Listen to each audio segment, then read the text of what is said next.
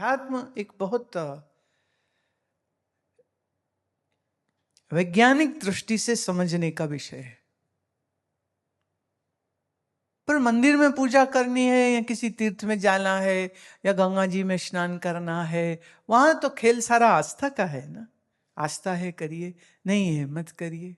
आस्था का अपना बड़ा आनंद है, विश्वास का अपना बड़ा आनंद है। पर जो विश्वास और आस्था से चल रहे हैं उनको ऐसी कोई रुचि नहीं होती है कि भगवान निर्गुण है कि सरगुण है कि क्या है कि क्या नहीं है। वो कहते नहीं, बस हम गए, जय गंगा मैया किया, डुबकी लगाई, पुण्य मिल गए, हम बड़े खुश हैं, घर वापिस आ गए। पंडित जी ने ऐसे आशीर्वाद दे दिया, प्रसाद दे दिया, हम इससे बड़े खुश हैं। तो जो उतने से खुश है, तो हमारा देश में धर्म का इतना खुला विस्तार है कि तो ठीक है, इतने में खुश रहो।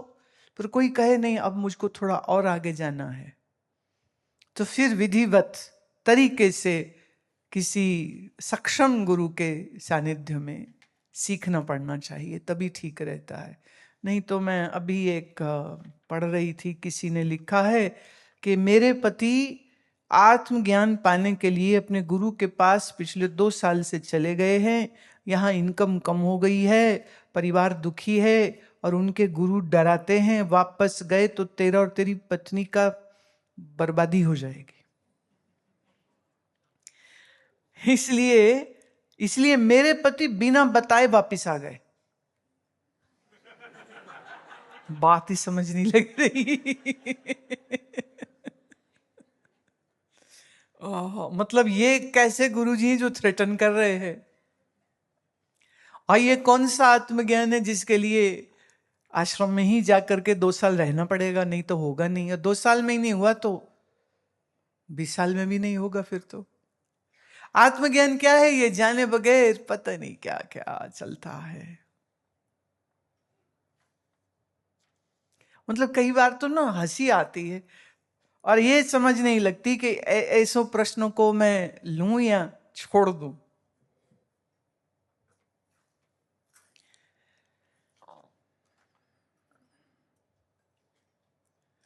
ज्ञान के लिए भगवान गीता में कहते हैं कि जिसको ज्ञान किया वास्तव में ब्रह्म विद्या की इच्छा हो, उसके लिए उनने कहा अनपेक्षा शुचिर दक्षा उदासीनो गत्व्यथः सर्वारंभ परित्यागी यो मद भक्ता सामे प्रियः। अनपेक्षा मतलब जिसके अंदर कोई आकांक्षा न हो। तो बहुत लोग कहते लो जी, गृहस्थी को तो आकांक्षा ही आकांक्षा होती है, तो वो तो एक ही स्ट्राइक में खत्म। इसलिए कई लोगों ने तो यह अर्थ कर दिया कि वेदांत का अधिकार सिर्फ सन्यासी का होता है और किसी का नहीं होता। पर वैसे आजकल तो मतलब गंगा उल्टी बह रही है उस मामले में भी, क्योंकि अपेक्षाएं हैं वहां भी कि हम अभी सिर्फ ब्रह्मचारी हैं, हम सन्यासी हो जाएं, स्वामी हो जाएं, फिर होता हम आचार्य हो जाएं, और फिर ये आचार्य की पोस्ट तक पहुंचने के लिए साम दाम दंड भेद सब कुछ चलता है। फिर सब आना अपेक्षा का थोड़ा फिर दिक्कत है। देखिए, अपने कर्तव्य का पालन करना माने गृहस्थ के लिए काम करना, पैसा बनाना, बच्चे पालने, माँ पिता को देखना, ये उसका कर्तव्य होता है। इसको हम वासना के अंतर्गत नहीं ले सकते। अपेक्षा अर्थ तुम्हारा लोभ तुमको प्रेरित कर रहा है और दौड़ो और भागो ना, बड़े हो जाओ। कल एक महिला से मेरी बात हो रही थी, वो बहुत बड़ी कंपनी में सेल्स के को देखती है। वो ऐसी जगह है जहां 75 करोड़ से शुरू होता है फ्लैट और 250 करोड़ तक का होता है। मिनिमम 75, 250 तक जाता। तो कहती है हमारे वहां पर एक एस्ट्रोलॉजर और एक टैरो रीडर वो दोनों बैठे हुए थे। जो टैरो रीडर है उसके वहां पर 2 फ्लैट है, और वो एस्ट्रोलॉजर से पूछता है कि मेरा राजयोग कब शुरू होगा। तो कहती, मैं सुन के हैरान हो गई थी कि तुम्हारे 150-200 करोड़ का फ्लैट तुम लेके बैठे हुए हो, अभी तुम्हें राजयोग चाहिए। तो अमीरों की 2 वैरायटियां हैं आजकल। एक वो जो कहते हैं हम पुराने अमीर हैं, एक कहते हैं नया नया अमीर हुआ, नया नया स्टार्टअप खोला, 500 करोड़ 1000 करोड़ अभी अभी बनाए इसने, पुराना अमीर नहीं है ये। तो पुराने अमीर की वैल्यू अलग है और नए अमीर की कोई वैल्यू नहीं। कितनी मैं हैरान होती हूं कि क्या क्या भूख लगी पड़ी है इनके अंदर। पर यह है कि जब भगवान ने कहा था अनपेक्षा, कोई अपेक्षा ना रखे, तो वो आपकी बुनियादी जरूरतों को मद्देनजर रख के नहीं कह रहे। देखिए, श्री कृष्ण मानो भगवान है पर ग्रस्त है, राजा है, और जिसको उपदेश दे रहे अर्जुन वो भी ग्रस्त है, राजकुमार है। ना वो साधु है, ना ये साधु है, ना वो त्यागी है, ना ये त्यागी है। त्यागियों की कॉन्वर्सेशन थोड़ी हो रही है, ये विवाहितों की है, महलों में रहने वालों की बातचीत हो रही है आपस में। तो वहां वो अनपेक्ष कह रहे, अर्थात कि अपने कर्तव्य कर्मों का पालन करना और प्रारब्ध अनुसार जो मिलता है वो उसमें संतुष्ट है। वो महल है कि झोंपड़ा, वो संतुष्ट है। तो लोभ की अपेक्षा नहीं है उसको। शुचिर दक्षा, बाहर भीतर से जो शुद्ध रहता है। लोग आजकल बाहर से भी शुद्ध नहीं रहते, भीतर से भी नहीं रहते। बाहर से शुद्धि मतलब रोज स्नान करता है, मल मूत्र त्याग के बाद अच्छे से राख से या साबुन से हाथ मांजता है। बहुत से लोग हैं जो ये भी नहीं करते।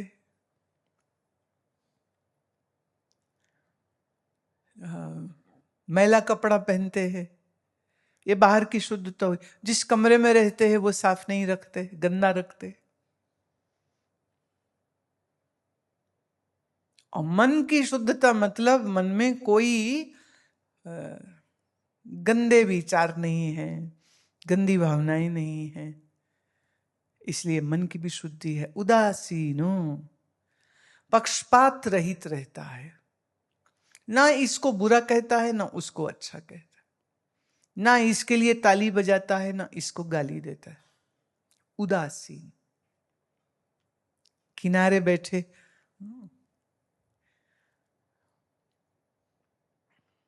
ऊंचे हुजरे बैठ के सबका मुजरा ले, कि ऊंचे स्थान पे बैठ करके ये सब जो नाच नाच रहे हैं संसारी लोग, इनका डांस देखो।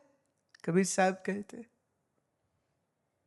जिसने जो करना है वो करेगा, कोई अच्छा कोई बुरा, कोई पापी कोई पुण्य, कोई रागी कोई द्वेषी, कोई अहंकारी कोई क्रूर। बोले किसी पर टिप्पणी ना करो, ना बुरा ना अच्छा, अपना मन सही रखो। गत व्यथा, व्यथा से रहित रहे, अव्यथित रहे। व्यथा मतलब पीड़ा, दुख। जिंदगी में बहुत कुछ है ना जो हमें कई बार सामना करना पड़ता है, हमें पसंद नहीं आता है, तो वो हम बड़े खींचते हैं, बड़े खड़े खींचते हैं, ये क्या है, ये क्या है। अव्यथित होना मतलब मर्जी का नहीं हो रहा तो झल्लाए नहीं, चिल्लाए नहीं, क्रोध ना करे, अब जो है सो है। सर्व आरंभ परित्यागी, सर्व आरंभों को जो छोड़ देता है, मतलब वह अपनी तरफ से कोई मिशन नया शुरू नहीं करता है कि अब ये करेंगे, अब हम ये करेंगे। अब देखो बड़ी चक्कर की बात आती है, जो ग्रस्त है उसको तो रोज नए नए काम करने पड़ते, पर बात यह आती है कि आप किस तरह के कामों में लगना चाह रहे हो। जैसे लेट्स से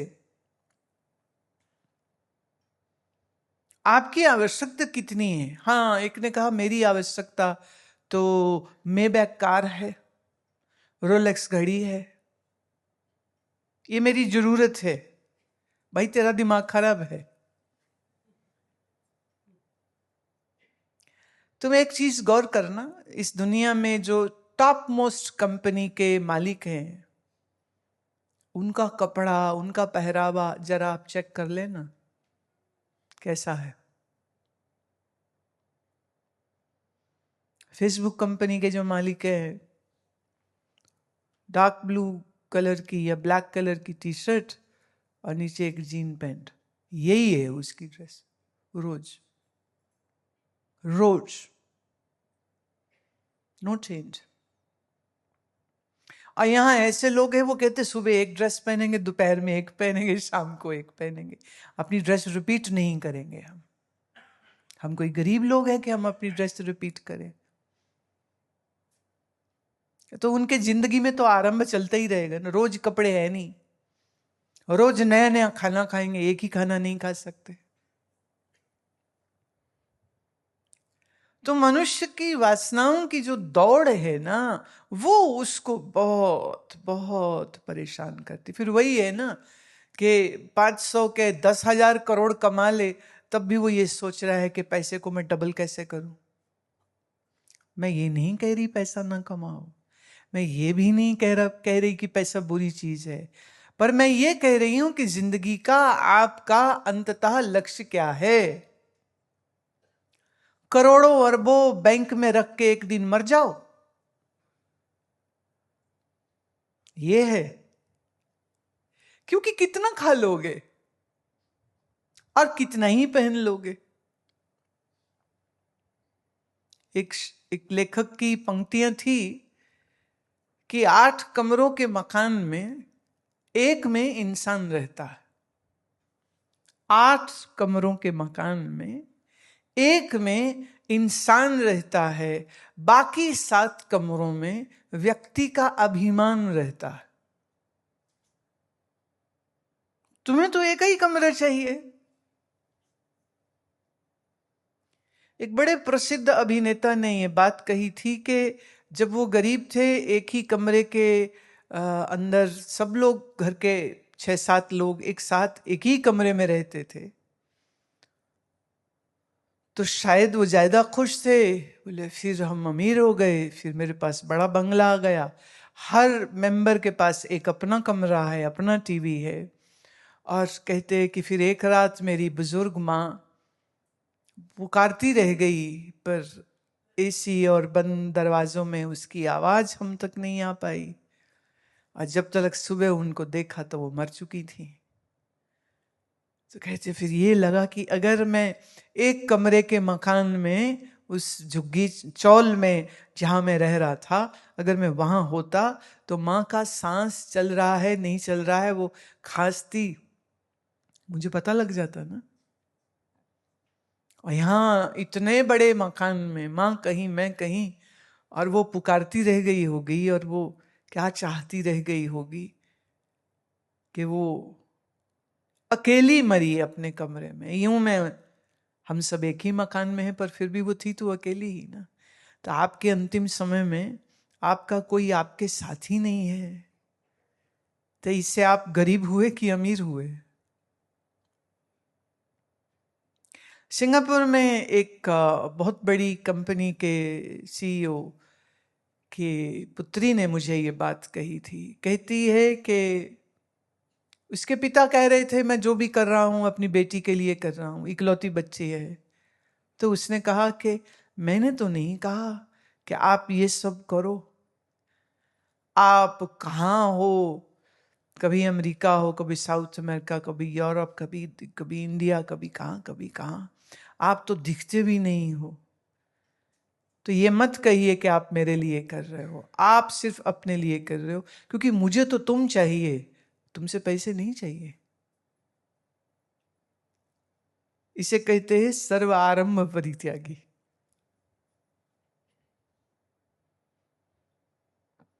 अतः एक कमरे में इंसान रहता है और बाकी साथ में उसका अभिमान। और तुम देख लो, लोग अपने अभिमान के लिए ही तो लगे पड़े हैं ना। उसी की ओर इशारा करके भगवान कह रहे हैं सर्व आरंभ परित्यागी। एक मकान के तुम्हारी जितनी आवश्यकता है, तुम्हारी जितनी जरूरत है, अपनी उस जरूरत को बहुत अच्छे से पूरा करना कोई गुनाह नहीं है। तो पैसा कमाना कोई गुनाह नहीं है, माँ पिता की सेवा करना कोई गुनाह नहीं है, बच्चों को ठीक पढ़ाना कोई गुनाह नहीं है।